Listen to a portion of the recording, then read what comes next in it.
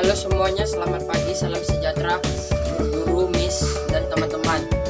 Perkenalkan, nama saya Muhammad Rizky dari kelas 8 SMP Citaluhur. Kali ini saya akan mempresentasikan tentang tema saya di IPAN BQSI. Jadi tema saya, bagaimana telinga kita bisa mendengar. Jadi, bagaimana telinga kita bisa mendengar itu? Contohnya, proses pendengaran suara, awalnya suara tersebut datang sehingga mengenai telinga kita, yaitu gelombang bunyi masuk ke dalam liang telinga.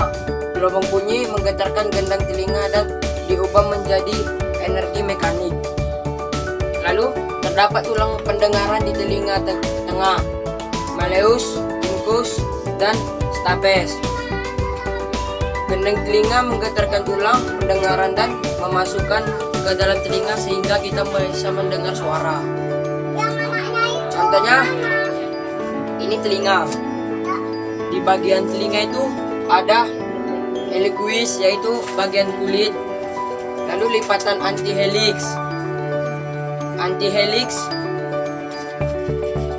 conalis audistrus externa, dan ada juga lobus bagian bawah telinga.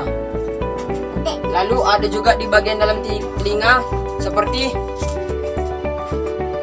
antehelix auditory, tobe, cartilage, cochlear, concha, external, stactic, metaus, stopes atau stinop, seitoid, proses, temporal bone, tympanic kiriti, tympanic membran atau edaran. Lalu ada juga vesical nerve, ganglia of the vestibular nerve, helix, incus atau annual, internal carotid artery, internal jugulus vein, lobe, malleus atau hammer, mastoid, process, round window, and semicular cans, stop atau stin, dan semicular cans. Jadi di bagian telinga itu ada 22 macam-macam atau jenis dalam bentuk di dalam telinga. Jadi telinga itu adalah termasuk juga ultrasonik, adalah suara yang getaran dan frekuensi yang tinggi untuk didengar oleh telinga manusia, yaitu kira-kira di atas 20 kH. Contohnya hewan yang dapat mendengar gelombang ultrasonik seperti lumba-lumba, kelelawar, paus, dan hewan lainnya. Lalu, telinga kita diciptakan Tuhan untuk mendengar yang baik dan untuk mendengarkan sholawat ataupun sejahtera Sayyidina, agar telinga kita diciptakan untuk mendengarkan baik supaya kita tidak salah mendengar. Lalu, dengan adanya telinga, kita harus, jika ada berita yang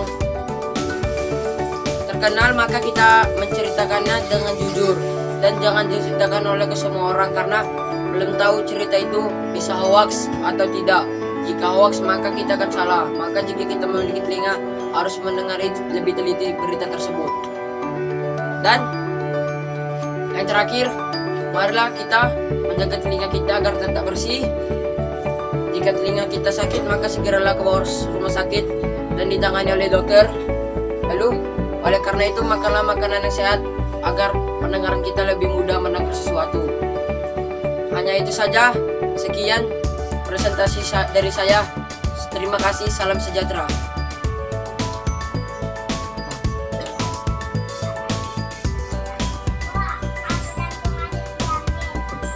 Morning everyone, I am Aziz from grade 8 in Citaluhur School, and I will tell you one topic, that is why I need to eat.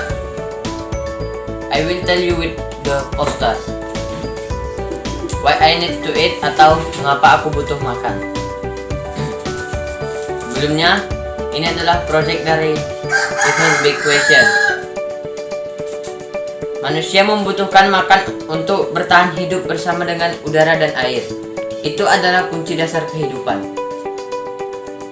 Pada intinya, Makanan adalah bahan bakar dan kalori atau energi yang membuat kita tetap hidup. Untungnya, tubuh kita dirancang untuk mencerna makanan. Now, I will tell you how the food digestible in the human body. Yang pertama, mulut. Makanan yang di dalam mulut akan mengalami proses pencernaan secara kimia dan mekanik. Organ yang membantu proses pencernaan dalam mulut adalah gigi dan kelenjar air liur. Yang kedua, kerongkongan. Kerongkongan adalah jalur yang menghubungkan mulut dan lambung. Kerongkongan berperan mengantarkan makanan dari mulut ke lambung. Yang ketiga, lambung. Lambung mempunyai 3 fungsi utama. Yang pertama, tempat menyimpan makanan sementara. Yang kedua, memecah dan mengaduk makanan sementara sebelum disalurkan ke organ selanjutnya. Dan yang ketiga, mencerna dan menghaluskan makanan dengan bantuan enzim dan lambung. 4. Usus. Usus halus berbentuk tabung tipis yang panjangnya 1000 cm atau 10 cm. Usus halus terbagi 3 bagian, yaitu jejunum, duodenum, dan ileum. Yang kelima, usus besar. Usus besar berbentuk U terbalik, yang panjangnya 5000 cm atau 5 meter. Usus besar terdapat 3 bagian juga, yaitu cecum, kolon, dan rektum. Yang keenam adalah anus. Anus adalah bagian terakhir dari sistem pencernaan. Anus mengeluarkan kotoran atau zat sisa dari pencernaan makanan. Selanjutnya, di dalam agama Islam, kita disuruh memakan makanan yang halal, yang berarti makanan yang baik dan dibolehkan sebagaimana pada surah Al-Baqarah ayat 168. Okay, that's all my explanation. Thank you. Hello everyone, my name is Sihan. I'm from grade 8 SMP Citanur. Today I will tell you about why I need to eat. Sebelumnya saya akan menjelaskan tentang apa itu makan. Makan merupakan suatu kegiatan yang memasukkan makanan ke dalam mulut untuk memberikan energi untuk tubuh. Di dalam agama, ada 2 jenis makanan, itu halal dan haram. Makanan halal yaitu makanan yang terbuat dari bahan makanan yang tidak diharamkan oleh Allah. Kedua, makanan haram. Makanan haram adalah makanan yang terbuat dari bahan makanan yang diharamkan, yang tidak dibolehkan untuk dimakan oleh umat Islam. Contohnya makanan halal adalah halal dari zatnya. Halal dari zatnya maksudnya yaitu bahan makanan tersebut terbuat dari bahan makanan yang tidak diharamkan oleh Allah. Kedua, hal cara mendapatkannya. Hal cara mendapatkannya yaitu cara mendapatkan makanan tersebut bukan dari hasil pencurian ataupun menipu. Ketiga, hal cara memprosesnya. Hal cara memprosesnya yaitu dengan cara memasak makanan tersebut dengan alat masak yang bersih, bukan alat masak yang kotor. Dan haram juga dijelaskan dalam surah Al-Baqarah ayat 1 kelas 72. Ayyuhallazina amanu kulu min thayyibati ma razaqnakum washkuru lillahi in kuntum iyyahu ta'budun. Makanan memiliki kandungan itu karbohidrat, protein, vitamin, dan mineral. Pertama, karbohidrat. Karbohidrat berfungsi sebagai sumber utama energi bagi tubuh. Salah satu contoh makanan yang berkandung karbohidrat yaitu nasi, kentang, dan roti. Selanjutnya, protein berfungsi sebagai pengganti anti bagi tubuh, dan protein juga berfungsi sebagai membantu sistem metabolisme tubuh. Salah satu contoh dari protein yaitu adalah tahu, keju, dan kacang. Selanjutnya, lemak berfungsi sebagai penyedia energi bagi tubuh dalam waktu yang panjang. Lalu lemak juga berfungsi membantu pembuatan hormon. Juga lemak dapat melindungi organ-organ tubuh kita. Contoh dari makanan yang mengandung lemak yaitu ada daging, telur, dan ikan. Selanjutnya, vitamin. Vitamin berguna sebagai memperkuat sistem kekebalan tubuh manusia. Vitamin juga dapat meningkatkan energi tubuh manusia dan juga dapat melindungi tubuh dari serangan berbagai penyakit. Contoh dari makanan yang bervitamin yaitu ada ubi jalar, apel, dan wortel. Selanjutnya yang terakhir adalah buah dapat mengaktifkan lapisan imun di dalam tubuh kita, dan juga mineral dapat mengatur pembekuan darah di tubuh kita. Contoh dari mineral itu ada air putih. Ini bukan contoh dari relasi dari makanan yang tadi. Contohnya jenis makanannya yaitu ada tadi nasi, rendang, nasi kentang, daging, telur, ikan, kacang, keju, apel, wortel, dan ubi dan lain-lain. Lalu kandungan makanan yang tadi itu karbohidrat, protein, vitamin, dan mineral. Ini merupakan contoh relasi. Lalu nasi berrelasi dengan karbohidrat, daging berrelasi dengan lemak, lalu ikan berrelasi dengan juga kacang berrelasi dengan protein, lalu keju berrelasi dengan protein, air berrelasi dengan mineral, telur berrelasi dengan protein, dan wortel berrelasi dengan vitamin. Cara kita untuk mendapatkan makanan yang bergizi tadi untuk kita, caranya dengan cara beli di pasar. Di pasar kita mengalami interaksi sosial dan cara penjual dan pembeli. Caranya yaitu dengan pembeli memberi barang si penjual yang menjual barangnya kepada kita, dan kegiatan tersebut termasuk kegiatan jual beli, dan kegiatan jual membeli itu termasuk interaksi sosial. Setelah makan ataupun tidak makan, pertama kita akan kurus. Kedua, metabolisme di dalam tubuh kita terganggu. Ketiga, tubuh badan kita terlihat lemas. Keempat, tubuh kita akan mudah terserang penyakit. Kelima, kita sering emosi tidak terkendali. Dan keenam, sering merasa lapar. Lalu oleh karena itu saya mengajak kepada kalian semua untuk makan tepat waktu supaya tubuh kita tidak mudah terserang penyakit. Thank you for listening my presentation. Halo teman-teman, perkenalkan nama saya Raffi Kasifi, kelas 8, Sekolah Citaluhur. Nah, kali ini saya akan menjelaskan proyek saya, Big Questions, yang dimana saya mengambil tema mengapa kita butuh makan. Manusia membutuhkan makanan untuk bertahan hidup. Bersama udara dan air, itu adalah salah satu kunci dasar dalam kehidupan. Pada intinya, makanan adalah bahan bakar dan kalori atau energi yang membuat kita tetap bisa bertahan hidup. Nah, di sini kita bisa mengaitkannya ke bidang pelaku ekonomi. Nah, di sini di bidang pelaku ekonomi itu ada 3 peran. Yang pertama produsen, distributor, dan konsumen. Nah, peran kita tuh sebagai si konsumen, di mana kita dapat memanfaatkan barang tersebut atau barang yang dibuat oleh si produsen yang disalurkan oleh si distributor, dan akhirnya kita yang memanfaatkan barang tersebut. Dan kita dapat mengaitkannya di budi pekerti ke budi pekerti. Nah, yaitu kita harus bersyukur kepada Tuhan Yang Maha Esa, yang dimana kita tetap bisa makan makanan yang bergizi dan bernutrisi agar tubuh kita selalu sehat. Nah, selanjutnya, apa yang terjadi jika kita tidak makan? Semua makhluk hidup membutuhkan makanan untuk bisa bertahan hidup. Dari makanan yang kita bisa dapatkan energi untuk melakukan segala aktivitas. Namun kita harus tetap memperhatikan makanan yang akan kita konsumsi. Seperti halnya orang muslim tidak bisa mengonsumsi makanan yang haram, tapi mereka hanya bisa mengonsumsi makanan yang halal lagi baik. Hal tersebut dijelaskan pada dalam Quran surah Al-Baqarah ayat 198 yang berbunyi, "Hai manusia, makanlah makanan yang halal lagi baik dari apa yang terdapat di bumi, dan janganlah engkau mengikuti langkah-langkah setan, karena sesungguhnya setan itu adalah musuh yang nyata bagimu." Nah, selanjutnya, apa yang terjadi jika kita tidak makan?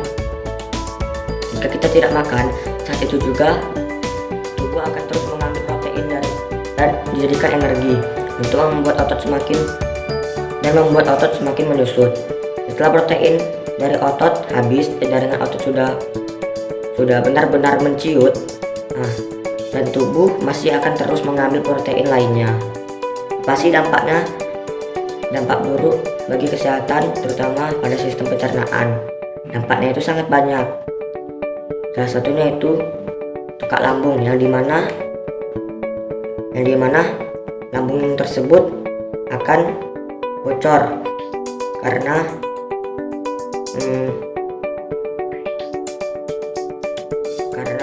mengalami iritasi yang ditimbulkan oleh cairan pada mukosa lambung. Gejala yang terjadi umumnya kita akan mengalami nyeri yang hebat dan menjalar hingga ke ulu hati setelah makan. Nah, jadi kamu jangan sering-sering telat makan atau tidak makan ya. Selanjutnya ada iritasi pada usus. Hal ini sangat berbahaya pada sistem pencernaan, seperti sindrom iritasi usus yang menyebabkan berbagai masalah pada sistem pencernaan. Nah, di usus ini adalah sisa-sisa makanan kita yang sudah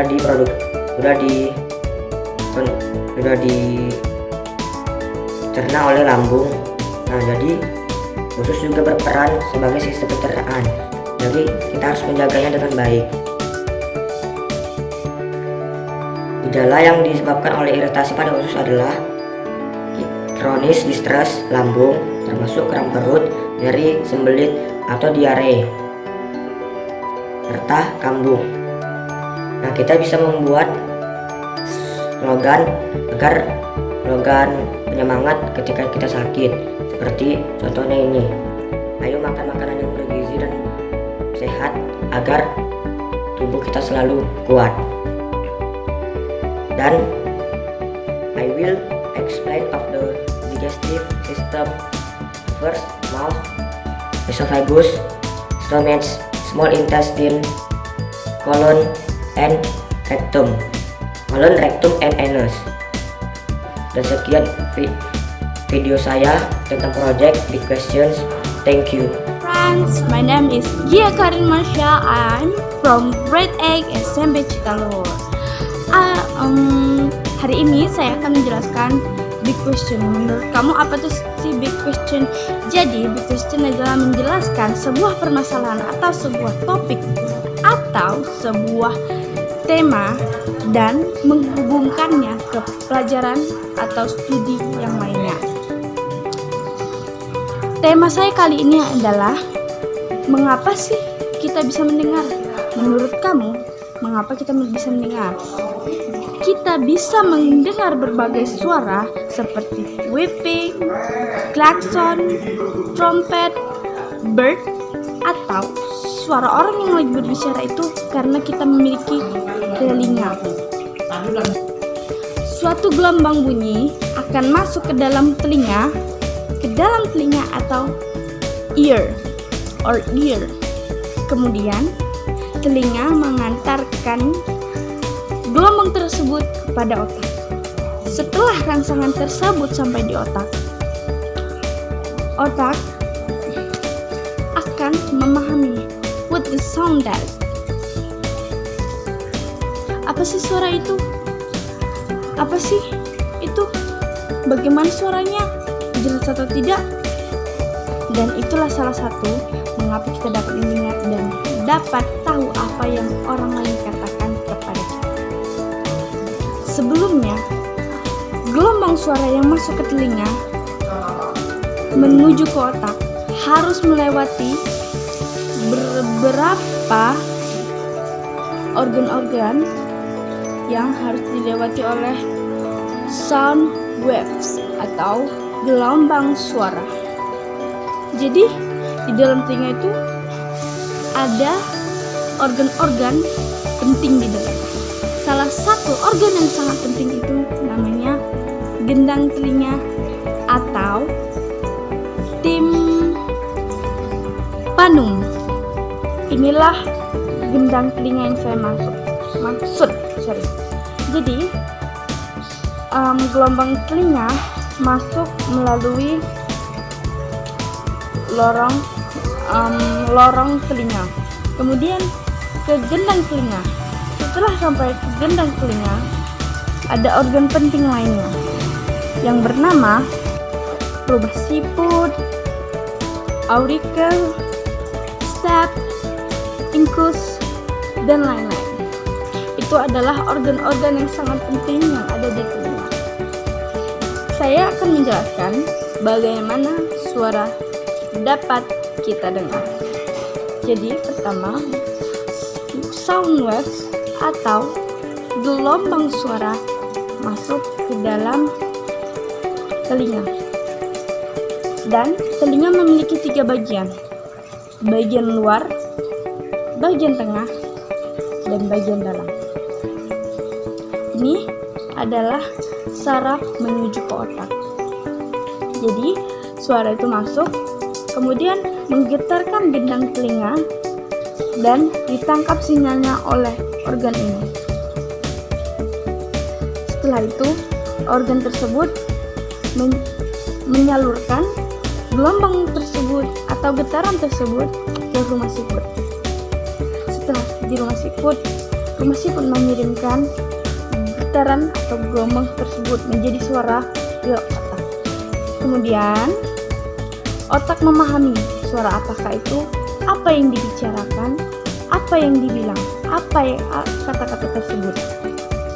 Kira-kira kita bisa apa tidak menghitung luas dan keliling rumah siput? Maksudnya ini dengan rumus lingkaran. Ya, tentu bisa. Kita bisa mengukur luas dan keliling lingkaran dengan menggunakan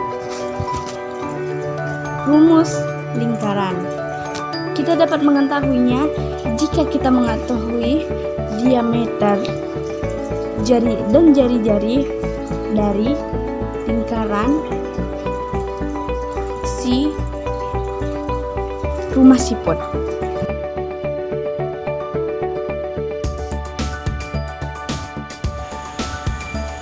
Hello guys, good night.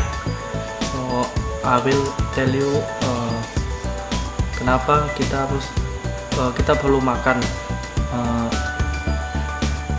Kita itu perlu makan karena tubuh kita memerlukan nutrisi untuk supaya kita bisa melakukan aktivitas.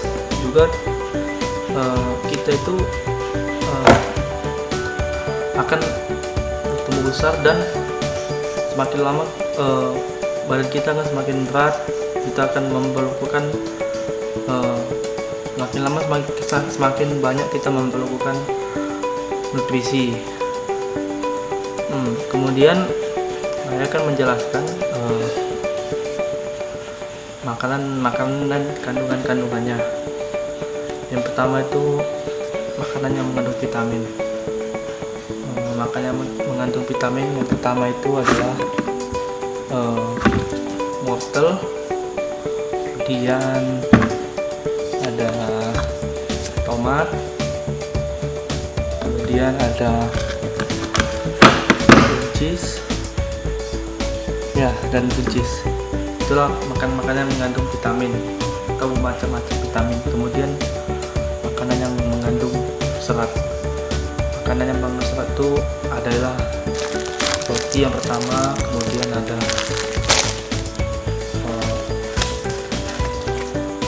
apel hijau, jeruk. Kemudian ada makanan yang mengandung lemak. Yang pertama itu coklat, yang kedua ada daging ayam atau daging sapi, kemudian ada ikan juga mengandung lemak. Terus kemudian makanan yang mengandung protein. Yang pertama itu adalah putih telur. Telur itu mengandung protein yang sangat tinggi. Kemudian keju juga mengandung protein. Dan yang terakhir itu susu mengandung protein. Kemudian makanan yang mengandung mineral. Yang mengandung mineral itu ada bawang merah dan bawang putih, dan juga ada ubi juga mengandung mineral. Kemudian saya akan menjelaskan bagaimana kita seharusnya sebelum makan. Pertama-tama sebelum makan kita harus mencuci tangan sebersih mungkin supaya terhindar dari penyakit atau bakteri-bakteri yang ada di makanan tersebut. Kemudian kita harus memasak makanan tersebut supaya bakteri-bakteri yang ada di makanan tersebut bisa mati atau hilang. Kemudian ya kita harus memakan makanan yang sehat.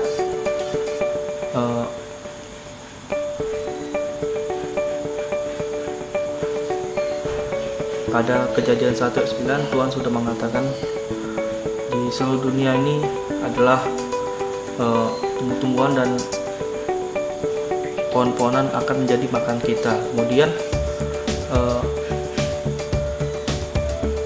kita memerlukan makanan supaya kita dapat melakukan aktivitas. Nah, untuk melakukan aktivitas kita akan memerlukan energi. Energi tersebut didapatkan dari karbohidrat. Karbohidrat itu adalah sumber energi utama. Jadi jika kita akan melakukan aktivitas seperti olahraga, kita harus makan makanan yang mengandung karbohidrat tinggi. So guys, itu aja